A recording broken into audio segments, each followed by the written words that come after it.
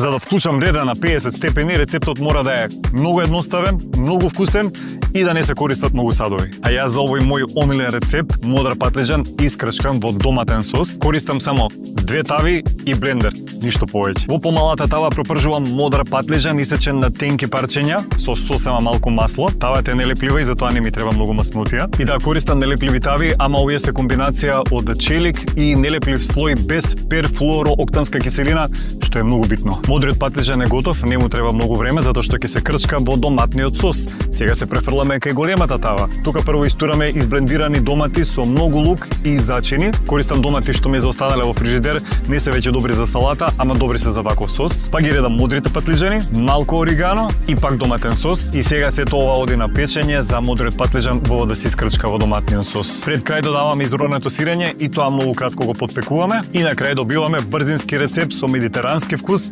што може да биде одличен додаток за многу јадење. Ама мене ако ме прашате, ова одлично оди вака со парче леп.